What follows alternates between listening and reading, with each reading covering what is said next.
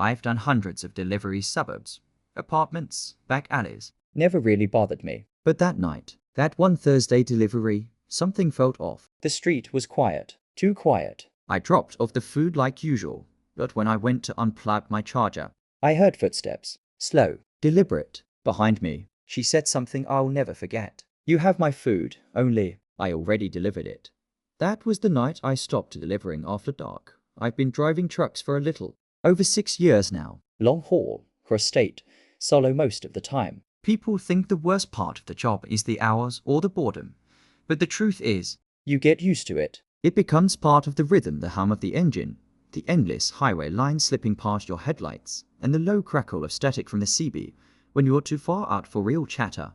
Some nights, I honestly Enjoy it. it's peaceful. No honking horns, no backseat drivers, no phones ringing off the hook. Just me, the road, and the weight of a full trailer pushing through the night air. And for all the ghost stories drivers like to tell at diners about haunted stretches of road, hitchhikers who vanish when you blink, weird lights in the sky. I never bought into any of that. It's just people making things up to pass the time. Until you experience something for yourself, it all just sounds like a load of highway nonsense. See, we drivers live by routine. We plan our fuel stops, know where the clean bathrooms are, and memorize the good rest stops from the sketchy ones. You develop a sixth sense, a kind of instinct about where it's safe to stop for the night and where it's not. I always trusted mine. That night, I was doing a solo haul from Kansas City out to Denver, nothing special. Just a late night run that would land me on schedule by morning. I had my usual black coffee in the cup holder, a bag of jerky in the glove box, and the CB tuned to channel 19 just in case some chatter came through. The weather was fine, dry and cold. Roads were clear. Everything was, by all accounts, normal. The only odd thing was how quiet it was. Not just quiet like fewer trucks than usual, but the kind of quiet that makes you turn your radio down and double-check your mirrors. The kind that makes the hairs on your neck stand up for no good reason. There was no moon that night. Just a sheet of dark pressing down from all directions. The only light came from my high beams, cutting a narrow tunnel into the black ahead. And I remember thinking, almost joking to myself, how this would be the perfect setup for one of those creepy road stories. You know the kind. A trucker pulls off at the wrong exit, Picks up a hitchhiker who's not quite human, finds an old radio playing a song from a decade that never existed. Stuff like that. But like I said, I don't believe in that kind of thing, at least. I didn't. Not until I found myself tuning into a channel that isn't supposed to exist and hearing a voice that knew exactly where I was. The stretch between Billings and the Idaho line isn't what most people would call exciting. It's long, quiet, and mostly uneventful two-lane blacktop winding through wide, open land. you might pass the odd cattle farm or a distant flicker of a ranch light, but otherwise it's just you, the road, and a sky that feels too big for the world beneath it. It's the kind of place where radio signals vanish for hours, and if something were to happen, help would be a long time coming, but I liked it that way. Most drivers I know crave the chaos of city runs, the movement, the rush. Not me. I preferred these lonely highways where I could just zone out and focus on the hum of the engine, the steady rhythm of the tires against the road. There's a peace in it, a strange kind of meditation in motion. That night, everything was clicking. The truck was running smooth, fresh oil, new tires, no check engine lights, and just enough weight in the trailer to keep her grounded. I'd fueled up back in Billings, double-checked my route, even cleaned the windshield so I could enjoy the view when the sky opened up just before dawn. That's my favorite time, watching the sun spill over empty land like a slow flood, painting everything in gold and rust. I was looking forward to that. I kept my cruise control at 58, just under the limit to save on fuel and keep a smooth ride. I had my logbook updated, GPS on, but muted. I knew the road well enough by now. About 20 minutes out of town, I passed an old truck stop that had shut down a few years ago. The sign was still there, faded and bent, advertising diesel at prices that looked impossible now. The building itself sat dark and slumped, like it was tired of waiting for someone to come back. I always noticed it, but never gave it much thought. Just another ghost on the route. Around 10:40 p.m., I passed the only open diner for miles, a little shack called Harlan's Kitchen. The parking lot had a single truck parked, a beat-up Peterbilt with no trailer and no lights on inside. I thought about stopping for a coffee top-up, but I was still good. Besides, I figured I'd take a break closer to the border. There's a rest area about 30 miles from the state line with decent bathrooms and a vending machine that last I checked still had edible jerky. I remember thinking how unusually still everything was. No crosswinds, no animals darting across the road, no distant growl of other rigs on the CB. My radio, set to channel 19, had been quiet all evening. Usually, you'll hear at least a bit of chatter guys calling out smoky sightings or warning of wrecks, but that night, it was radio silence. I even tapped the volume dial a few times to be sure it was working. There's a rhythm to a quiet night. You get used to the silence. Your thoughts drift. I found myself thinking about my daughter's birthday next week. She's turning 11. I'd already picked out something for her, a telescope she'd been asking about. She's obsessed with the stars lately. I figured maybe we'd find a night to set it up together. Let her see the sky the way I do from the cab. Wide, infinite, and full of secrets. It was about 11:15 when I noticed something odd. Nothing dramatic. Just the GPS flickered once, then it came back. I chalked it up to a signal drop. Happens all the time out in the boonies. But then my dash clock blinked too. Just for a second. Like a brownout, but softer. The lights didn't go off, and the engine didn't stutter, so I let it go. A minute later, the CB crackled softly like someone keyed the MIC, but didn't say anything. I reached for it instinctively and said, "Breaker, breaker, anyone out on 19 tonight?" Silence. Just a low hiss, like distant wind across gravel. Then nothing. That's when I first started to feel it, that small, persistent pressure in the air. Like the cabin had sealed tighter around me. Like something had shifted. Still, I pushed on. The road curved gently west, cutting through a patch of pine forest I always liked driving past. Even at night, the trees stood tall and stoic, like silent guardians watching over the road. Their outlines blurred in the dark, broken only by my headlights cutting through in a steady beam. It was peaceful. Familiar.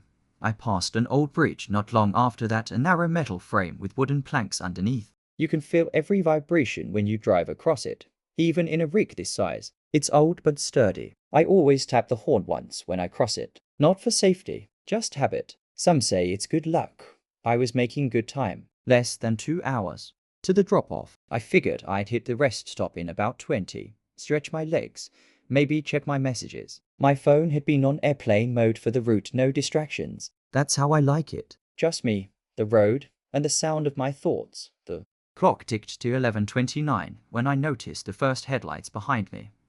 A pair of dim, yellowish beams in the distance. Not close, not speeding, just following. I hadn't seen a vehicle in hours, so part of me was relieved. It meant I wasn't the only one out here. Another trucker, maybe. Or someone trying to make a long haul overnight. Common enough, but something about the lights bothered me. They didn't move like a normal vehicle. They didn't bounce with the road. Didn't shift side to side around bends. They just stayed fixed, steady, too far to make out the vehicle, but close enough that I could sense it wasn't just my imagination. Still, I told myself it was nothing. I'd been alone too long, and my mind was playing tricks on me. I took another sip of lukewarm coffee, adjusted my grip on the wheel, and told myself to focus. Just routine, just another night. But somewhere deep in my gut, something small twisted, because I'd driven this road enough to know one thing. Nobody follows you for that long out here, not unless they mean to. I kept checking my mirrors. The headlights were still there, not gaining, not falling back, just holding steady, locked into the same distance like they were pacing me on purpose. That's not normal. Out here, most drivers either pass you or fall behind after a while. Nobody matches your speed this precisely, not unless they're trying to. I tapped my brakes lightly once, not to stop, just enough to see if they'd react. No change. The lights didn't flicker, didn't dip, didn't even hesitate. Just kept trailing me like a shadow. I tried to get a look-see the make or model of the vehicle, but the road was too dark and the beams too weak. They weren't the bright LED kind most new trucks had. These looked old, dim, like halogens. From a vehicle built before 2000. That in itself wouldn't be weird. There are still plenty of older trucks on the road. But something about them felt wrong. The kind of wrong you don't have proof for. Just instinct. I reached for my CB again and clicked the MIC. Breaker 19. Anyone got eyes on a tail behind a flatbed westbound onto 12? Nothing. I waited. Still nothing. The line was dead silent. Not even static now, just a flat, unnatural quiet that sat too heavy in my ears. Like the radio wasn't off, but like it had gone deaf. That's when I noticed the temperature.it had dropped. Fast. I glanced at the dash outside, temp read 41F. It had been holding steady at 53 all night, even through the forest stretch. A 12-degree drop in under 15 minutes. That didn't make sense. Not unless I was climbing elevation fast, but I wasn't. This part of the route barely shifts, and it wasn't just the number on the screen. I could feel it in the air. The cab had gone cold. The kind of cold that doesn't just sit on your skin, it seeps into your bones, into your thoughts. My breath started fogging up the windshield slightly. I turned down the fan, wondering if maybe the AC had kicked in by accident. But it was already off. The lights behind me flickered once, just for a second. Like they blinked out, then came right back. I blinked too, thinking I was seeing things. Then the road curved again, an easy right through a tree-lined pass, and I took it a little slower, trying to get the tail to move ahead if they wanted to pass, but they didn't. They slowed too. Exactly in sync. Their lights dipped with the bend, just like mine. At that point, my pulse had started to pick up. I wasn't panicking yet. Not fully. But I felt that internal shift, the one that tells you're not just being paranoid anymore. That your body is starting to understand something your brain hasn't caught up with yet. Then came the smell. It was faint at first. Barely there. But as I rolled past the mile marker, number 184, one I always recognized because the sign leans slightly left, I caught it, burnt rubber, and underneath that, something else. Something sweet and wrong, like rotting fruit left too long in the sun. It was thick and chemical. The kind of scent that gets in your nose and clings to your throat. I checked the engine gauges. No overheating. No issues. Everything looked green. No warning lights. Nothing out of place mechanically. Still, I slowed a little, looked out across the dash, then into the mirror again. Still there, whoever it was. They weren't turning off. They weren't flashing their lights. They weren't doing anything but keeping perfect distance, too far to make out their shape, too close to be random. My palms were sweating on the wheel now. And then, just as I reached for my phone to switch it back on, the headlights vanished. Gone. No dip. No turn off. No fade into distance. Just gone. 1 second they were there. The next, backroad behind me. I sat there in the cab, staring into the mirror, waiting for them to return, but they didn't. And for the first time in a long while, I realized I was gripping the wheel hard enough for my knuckles to turn white. I didn't know what bothered me more, that someone had been following me without a word, or that they were suddenly gone, without a sound, without a trace, and that scent, it was getting stronger. I reached the truck stop a little after 1:15 and it was one of those remote, in-between places off the interstate, more of a large gravel patch with a single old diner and a couple of flickering overhead lights than a full-service stop. The kind of place that barely qualifies as being on the map, let alone worth stopping at. But I didn't have much choice. My eyes were heavy, and I needed coffee. Maybe a quick stretch before pushing through to the next drop of point, another 3 hours east. I pulled my rig into the lot, parked near the edge where the gravel turned to dirt and the lights barely reached. The diner's neon sign buzzed dimly above the entrance, casting a dull red glow on the pavement. Open 24 hours, it promised, though the only car in sight was a beat-up Chevy pickup with one missing headlight. The windows of the place were steamed over like no one had opened them in hours. It wasn't the kind of place you'd want to spend more than 10 minutes in, but it bit dozing off behind the wheel. I killed the engine, pocketed my keys, and slid out of the cab. The night was still.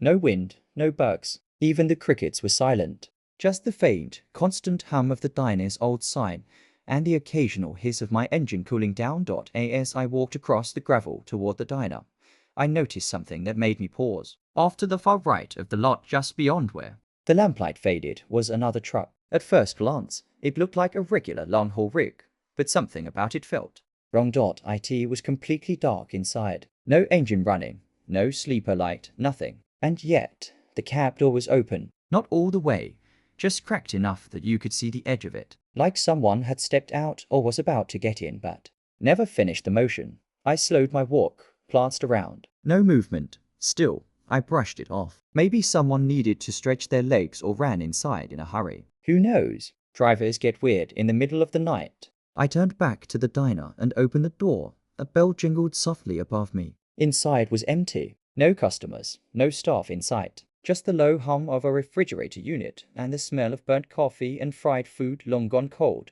A single overhead light flickered weakly above the counter, casting shadows that didn't seem to settle. "Hello?" I called out, stepping further in. Nothing. Just then, a faint creaking sound came from behind me back outside. I turned and looked through the front window. That strange truck. The door was now wide open. I hadn't heard footsteps. I hadn't seen anyone pass me. But that door had moved. I hesitated. Logic kicked in. Probably the wind, I muttered, even though the air outside had been dead still. I turned back to the counter and walked up. Still no sign of staff. A beat-up service bell sat near the register. I gave it a press ding. Silence again. Then a sound. A soft, shuffling noise, like boots on tile, from the hallway that led to the restrooms at the back of the diner. "Hey, sorry," I called out. "Just looking to grab a coffee." Still no answer. The hallway light was dim, barely a glow leaking into the main room. I stepped back from the counter, suddenly unsure of myself. The place felt off, like I'd walked into a memory that wasn't mine. Everything looked normal on the surface, but something underneath was twisted just slightly out of place. That's when I noticed it. The coffee pot behind the counter. It was full. Full, hot, steaming like it had been poured just moments ago. But the mug beside it was only half full, and still warm. Someone had been here recently, but they were gone now, or hiding. I backed away, every hair on my arm standing up. I suddenly didn't care about the coffee. I turned toward the exit just in time to see a figure standing on the far edge of the window outside. At first, I thought it was another driver, tall, broad-shouldered, maybe wearing a hooded jacket. But the longer I stared, the less human he looked. The figure didn't move. It didn't breathe. It just stood there, watching. Not from the center of the lot, but from right beside that strange truck, the one with the door now hanging fully open. I blinked, and the figure was gone.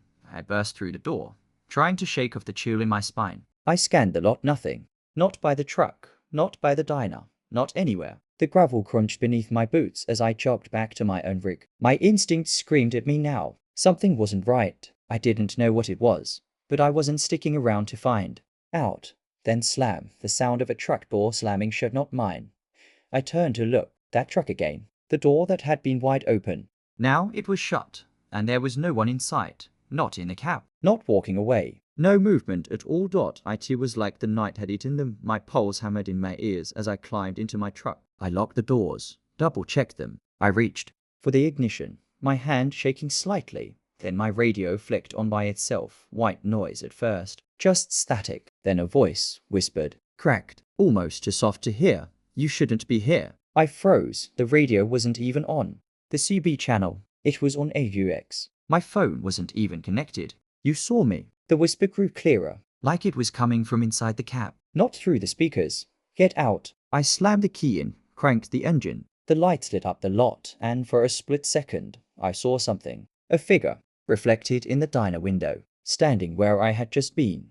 Only this time, it wasn't just watching. He was smiling.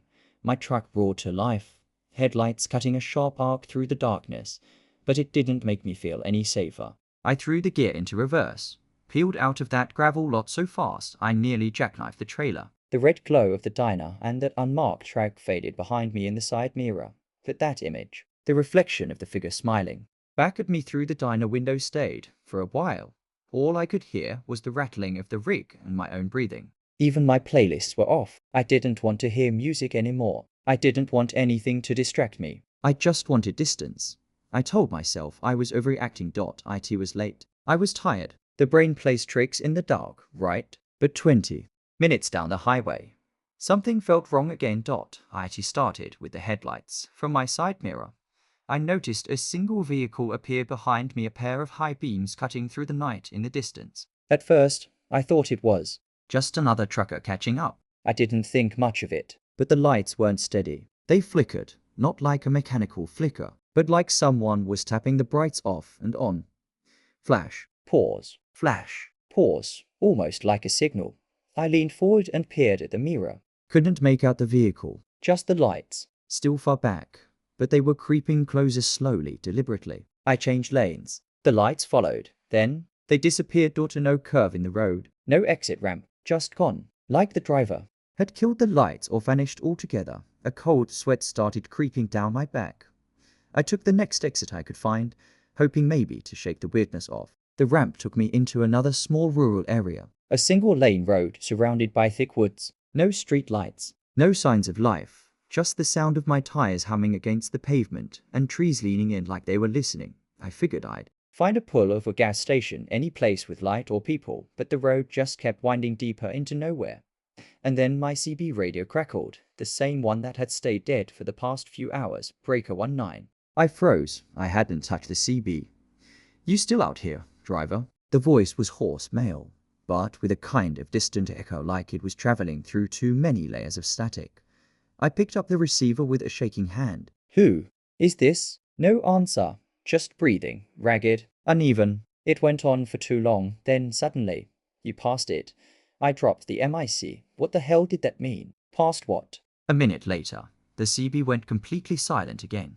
I told myself to keep moving. Just get back to the main highway, find the next town, and call it a night. But I couldn't shake the feeling that I wasn't alone out here. My headlights swept past a mile marker to 47, and that's when I saw it, a figure. On the shoulder of the road, standing completely still. I instinctively swerved slightly, heart pounding, thinking it might be a pedestrian or someone in distress. But as my lights passed, I saw them clearly. It was the same person from before.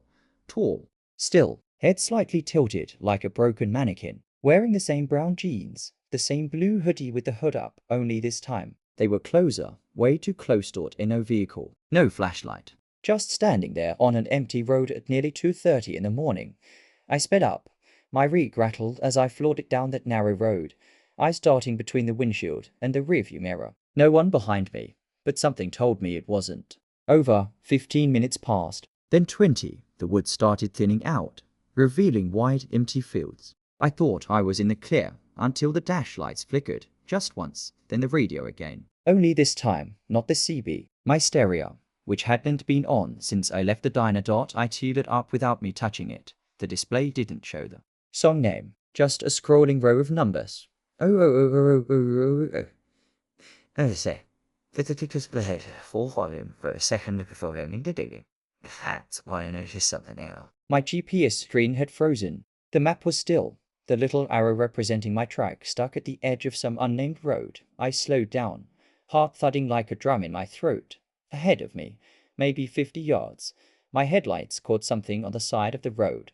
A truck. Not just any truck. The truck from the diner, parked facing the opposite direction. Nose slightly turned toward the road. No lights. No movement. But this time, the cab light was on, just barely, flickering, and behind the wheel someone was sitting. A silhouette. Perfectly still. Watching, waiting. I hit the brakes, skidding slightly as gravel sprayed up from the shoulder. I stared. I don't know how long I sat there, just breathing and watching that cab. The figure never moved. I reached for my phone to call anyone, but there was no signal. Just that red no service symbol blinking back at me. That's when I saw the door of the strange truck start to open. Slowly, deliberately, there was no sound, no footsteps, but the door creaked open a few inches, then stopped, like it was inviting me, daring me. I slammed my gear into reverse and backed up until I could turn the rig around. I didn't care what route the GPS had set. I was done. I was getting back to the interstate, even if I had to drive an hour out of the way. As I sped away, the last thing I saw in my mirror was the figure, not standing by the truck this time, but in the middle of the road, facing me, and waving. I didn't slow down, not even a little. My foot stayed slammed to the floor, engine howling as I barreled down that country road like a bat out of hell. My trailer rattled, the suspension groaned, and every bump in the cracked pavement made it feel like the entire rig could fall apart beneath me. But I couldn't stop, not with that figure behind me, not with whatever was happening with my truck, because now even the lights on my dash were acting up, blinking erratically like a dying heartbeat. The fuel gauge jittered, bouncing between half full and empty every few seconds. The RPM needle jumped even though I wasn't shifting gears. It felt like my entire rig was under someone else's control. That figure, the one who had stood in the road waving at me, it wasn't some prankster.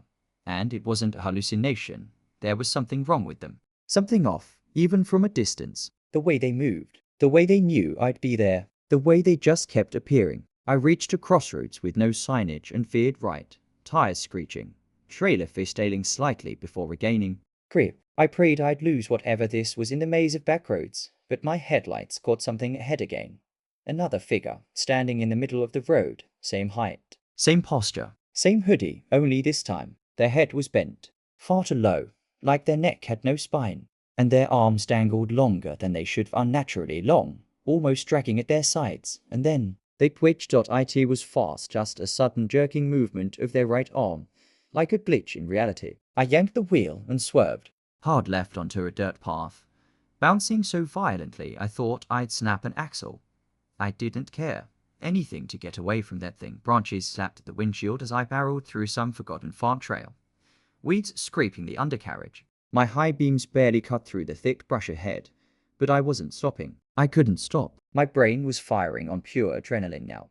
Instinct screaming that if I let the track stall, if I stopped even for a second, I wouldn't make it out. My rearview mirror caught movement. A flicker. Something darted between the trees behind me. It was a walking. It was crawling. But fast, inhumanly fast. My breath caught in my throat, and then The CB radio came back to life, only now. it wasn't words. It was a sound. A low, drawn-out moan, like something trying to mimic the noise of a dying engine or a wounded animal. It warbled in and out of static, layered with that same raspy breathing from earlier, and under all of it, A whisper. You were supposed to stop. I ripped the cord from the CB, threw it on the passenger floor, but the sound didn't stop. It was still playing from the speakers. I turned the stereo off completely, pulled the fuse. Nothing. It just kept going. That moaning static buzzed in the air like it was inside the cab, inside me. And then my headlights went out, complete blackness. I slammed the brakes, skidding through mud and gravel, barely able to see the trail anymore. The cab shook violently, and I reached for the emergency lights. Nothing. I grabbed my flashlight from the side compartment and flicked it on just in time to see a shape cross the trail in front of me. Not walking, not running, sliding, just this long, tall silhouette that moved like it had no weight. Its hoodie flared as it passed, revealing long strands of greasy hair, and a face I still can't fully describe. It wasn't just pale. It looked unfinished, like skin stretched over something that didn't quite fit, and the mouth wide open, slack-jawed, smiling. I reversed blindly, bumping into a ditch or something, but managed to pull back onto the trail. I didn't care where I was going anymore, just away from here. And that's when I saw it. A dim glow ahead. It looked like a porch light, maybe a house, maybe a barn. Salvation. I floored it toward the glow, praying it wasn't another trick. As I neared, I could make out the shape of an old building, run down but standing. A rusted mailbox leaned sideways at the end of the dirt path. No sign, no number, just light in the dark. I turned off the engine and coasted the last few feet, flashlight shaking in my grip. Silence. Even the CB was finally quiet. I jumped down from the cab, boots crunching on the gravel, and ran to the door of the building, knocked. Once, twice. No answer. I turned the knob, unlocked. Inside, it was empty. No furniture. No people. Just dust and a faint smell of rot. But the light was on, a single, naked bulb swinging from the ceiling, swaying gently, like someone had just left. My breathing was ragged. I leaned against the wall, trying to calm my heart, trying to process what just happened, and then I heard it again. Footsteps, not from inside, from outside, circling the building. Slow. Crunch, crunch, crunch. I dropped to the floor, heart in my throat, and crawled to the window to peek through the broken blinds. And there it was, the figure standing in front of my truck, not moving, just watching, head tilted, smile still there. Then it started walking toward the house.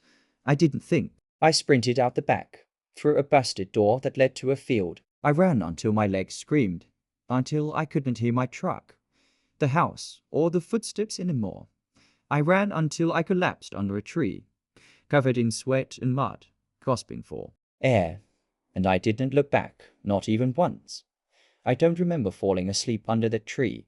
One moment I was lying there, my chest heaving, ears still tuned to every whisper of wind, eyes darting through the dark, and the next, I was waking up to weak sunlight filtering through the branches above me. For a second, I thought I dreamed it all, that creeping figure, the distorted face, the crawling in the woods. Maybe I'd blacked out from exhaustion or some kind of stress-induced breakdown. But then I sat up, and I saw the mud on my jeans, the tear in my jacket from running through thorns. My boots, caked in dried blood, not mine. I'm still not sure How it got there, and the worst part, I could see my truck from where I sat, still parked on that dirt trail in front of the old, rotted building. Engine off, cab doors closed, but I never turned back to lock it, and something deep inside me knew. it wasn't empty. I left it there. Left everything. The rig, my phone, my gear. I just walked slow, limping, disoriented, until I reached the highway and flagged down a passing trucker. An older guy, maybe in his 60s. He didn't ask too many questions. Just gave me some water and offered to radio in a breakdown. I lied. Told him I had a diabetic episode and wandered off. I could barely piece together a sentence. He drove me back toward town, dropped me at a diner. And I never saw him again. I didn't go back to that area. Didn't retrieve my truck. Didn't call the company. I quit, just like that.